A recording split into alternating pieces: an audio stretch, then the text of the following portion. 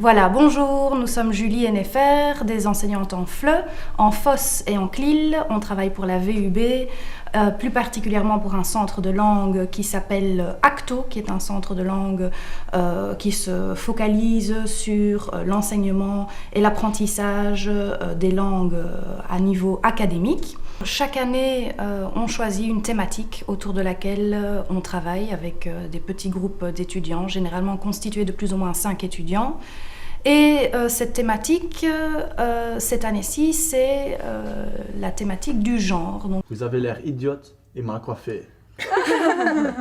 Les différences entre les hommes et les femmes, et notre groupe cible, ce sont les étudiants en 2e année de bachelier en philologie romane à la VUB. L'enseignement par le projet, ça permet de faire quoi? Ça permet de travailler sur plusieurs compétences, je ne vais pas dire simultanément, mais en tout cas de travailler sur plusieurs chantiers à la fois. Et qu'est-ce que je veux dire par là? Je veux dire par là que les étudiants vont se concentrer, dans ce cas précis, sur l'acquisition d'un certain lexique, sur les tâches organisationnelles que ça comprend quand on gère un projet de A à Z et qu'on doit s'occuper de toute l'organisation de ce projet, tout le terrain préparatoire qui mène à la présentation qui a lieu aujourd'hui, avec le produit final qui est ce petit pêle-mêle de matériel audiovisuel qui comprend des exercices et un petit court-métrage à la fin. Ça permet de travailler sur la phonétique, c'est-à-dire qu'on fait de la phonétique corrective avec des étudiants qui ont parfois des difficultés de prononciation dans le cadre de leur apprentissage du français. La moitié de ce son, il sort de votre nez. Mon ange.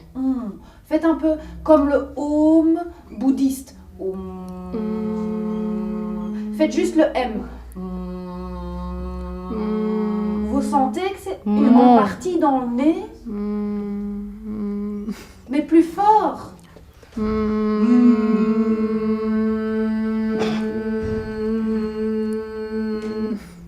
Et aussi, on essaye d'évaluer un maximum des compétences périphériques, hein, donc c'est-à-dire que les étudiants doivent collaborer, doivent travailler ensemble. Donc il s'agit d'un projet qui mène en groupe, donc un travail de groupe. Et donc ce qu'on essaye d'évaluer aussi, c'est ces compétences de mener un travail collectif, de concéder, de collaborer, de chercher des compromis, de trancher, etc. De trouver des solutions. Chaque année, on travaille ensemble avec une ASBL, donc plus particulièrement avec l'ASBL Bildenstorm, qui est c'est une association située à Anderlecht, à Kuregem. Il n'y a pas un endroit à Bruxelles, en tout cas que j'ai eu la chance, où j'ai eu la chance de mettre les pieds, où on croise un graphiste, un professeur d'université, un article 60, un soudeur, un monteur, un caméraman, un dessinateur de BD, un écrivain, un musicien, un professeur de théâtre. Il n'y a pas un endroit où j'ai eu l'occasion d'être témoin d'une telle mixité. Cette année, nous avons non seulement eu la chance de travailler avec Bildenstorm, mais aussi de collaborer avec un collègue, professeur en philosophie, précédemment rattaché à l'UCL, mais qui travaille aujourd'hui pour le MOC, qui est le mouvement ouvrier chrétien. Bonjour, je m'appelle Alain Lout, je suis animateur en éducation permanente. Je travaille au Centre d'information et d'éducation populaire du MOC. Je suis également philosophe. Et en fait, je suis intervenu dans le cadre du cours pour un petit peu réfléchir avec les étudiants sur différents concepts, notamment le concept de genre. Et s'il me paraissait important de réfléchir à ce concept, c'est parce que certaines positions, certains acteurs peuvent avoir tendance à disqualifier le féminisme en donnant une image parfois un peu stéréotypée, un peu fermée, un peu figée. Or, il me semble que le féminisme, c'est aussi une pensée, c'est aussi un champ de recherche vivant. Et il ne faut pas se laisser faire quand un homme vous dit « elle n'a rien à dire ». Avec toute une série de réflexions qui permettent vraiment de dénoncer, qui permettent d'analyser, de comprendre aussi les inégalités telles qu'elles se vivent, telles qu'elles se donnent à voir aujourd'hui. Et donc, plus précisément, on a un peu réfléchi au concept de genre. notamment donc, en s'intéressant à tout ce mouvement des gender studies, et en s'intéressant au concept de genre, donc montrant qu'il nous invitait à penser la distinction homme-femme comme une construction sociale et non pas comme quelque chose qui serait défini par essence, donc pas une définition essentialiste, mais bien une construction sociale qui est toujours une construction en opposition, masculin défini en opposition, en relation avec le féminin. Peut-être, mais j'arrive à me consoler. Tu as remarqué que dans le mot masculin, il y a masque et cul, or que dans le mot féminin, il n'y a rien. Et troisièmement, une opposition qui se donne à voir dans nos sociétés sous la forme d'une hiérarchisation ou d'une domination d'un sexe sur l'autre. Oh yes! Jolie poitrine! Donc voilà, on avait posé avec les étudiants différentes balises autour de ce concept de genre, en s'intéressant également au concept d'intersectionnalité, qui est vraiment l'idée qu'au fond, les inégalités aujourd'hui, eh bien, elles se croisent, elles se combinent, elles se renforcent, et que les inégalités de genre eh bien, peuvent se croiser, se renforcer, s'entremêler aussi avec les inégalités économiques et les inégalités liées au racisme. Et donc on a pris aussi un temps à la fin de l'exposé pour débattre collectivement sur ces questions, mais aussi sur un plan plus personnel, je dirais. Et donc voilà, c'était un moment assez intéressant, riche et à refaire. Ce sur quoi je voudrais insister, c'est la notion de processus. Donc en soi, ça n'est pas le produit final qui nous intéresse, mais c'est tout le parcours que font les étudiants tout au long de l'année, en fait, pour mettre en place l'organisation du projet et tout ce qu'ils apprennent pendant toute l'élaboration du projet. Très concrètement, ce qu'ont fait les étudiants, c'est donc d'une part délimiter un cadre théorique grâce à l'aide qu'on leur a donnée, les cours qu'on a fait sur cette thématique que l'on a tenté d'introduire de plusieurs façons, les différences entre les hommes et les femmes. On leur a donné un lexique, un cadre théorique grâce à l'aide de M. Alain Lout. Et ensuite, on leur a demandé de choisir dans le cinéma français une période qui était susceptible d'illustrer de façon intéressante la problématique entre les hommes et les femmes.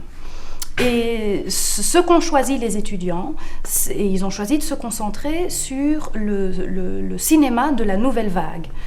Donc on s'est plongé entièrement dans ce monde-là cette année. On a fait connaissance, on a pris connaissance de tous ces réalisateurs comme Godard, Romer, Agnès Varda, et beaucoup d'autres encore.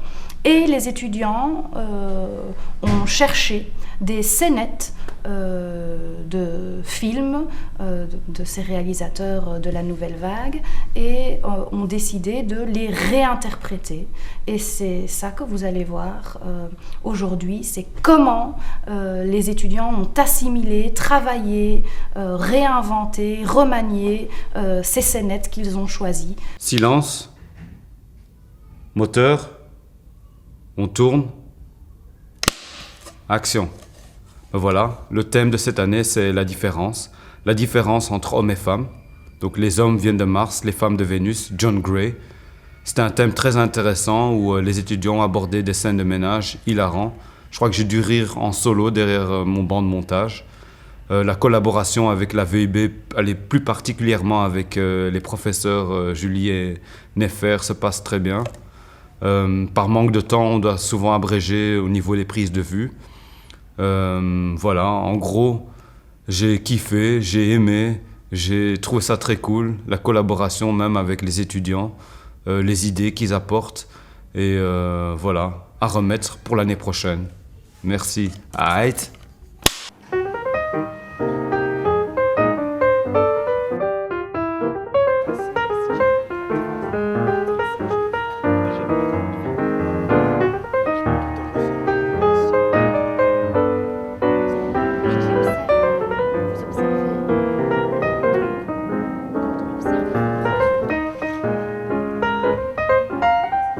Ici, vous recommencez et vous le faites 2-3 fois. Okay. Et comme ça, on peut choisir.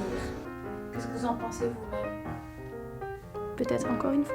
C'était ce quelque chose que toute femme pour m'attirer devait posséder immanquablement. Non. Immanquablement. C'est bon. Ok. Tu vas coller le sourire où elle s'est trompée, une sourire. C'est juste le 1 et le 1. Oui. Ouais. Tu sais coller, ça c'est à chaque fois des détails qui pour toi c'est Ouais. knip-plaque. T'étais le bip de Ouais. qui? Plein d'amour. La première fois, elle avait beaucoup plus d'amour. Tu pouvais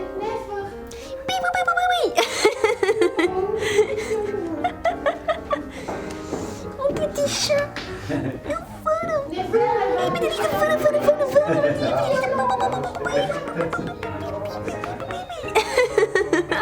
dédain pour les autres. Il en a rien à foutre des autres. Ok. Ça,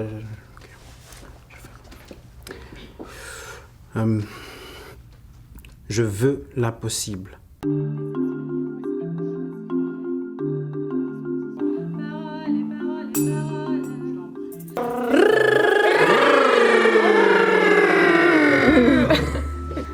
On attend. Bon, il faut que je pense à mon chat. Voilà, c'est bon.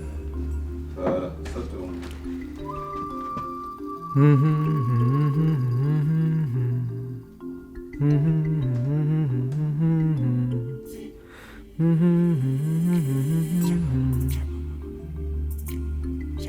Dans le mot sentiment, là il faut sentir que les idées sont dans le sentiment. Ok. Il y a des idées dans les sentiments. Il y a des idées dans les sentiments. Sentiments plus forts. Bon, ben on verra. Pour moi c'est bon, hein. C'était très bien. Oui, c'est très parfait. bien. Oui. Oui, vous avez fait du bon boulot, hein, Oui. Nicolas.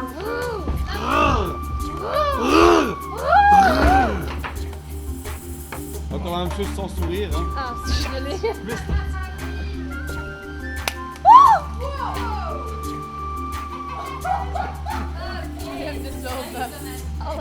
Il y a des idées dans les sentiments. Ça commence à bouger. Il y a des idées dans les sentiments. Ment.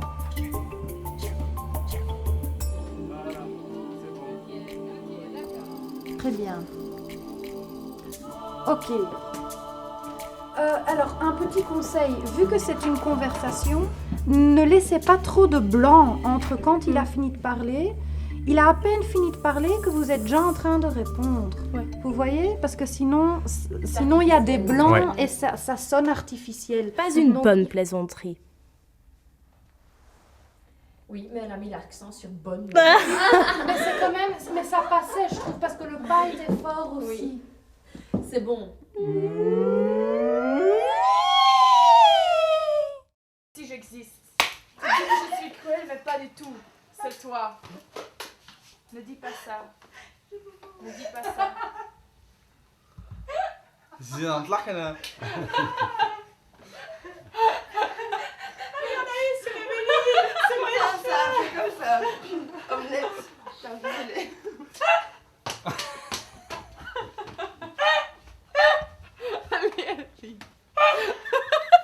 Et puis, on va faire quoi?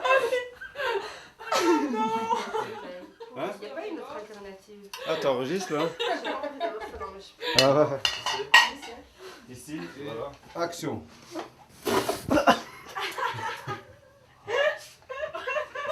Oui, mais vas-y. Ok. Oui, mais c'est juste Non, pour on fait juste- Sur le C'est si, moi qui crois-moi. Ok, donc Ah. sur le si, crois-moi, je la Ouais, rends. Non, attention. Ok. Putain de merde. Ouais. Et. Action. Voilà, et puis tu te lèves, non, ça n'est pas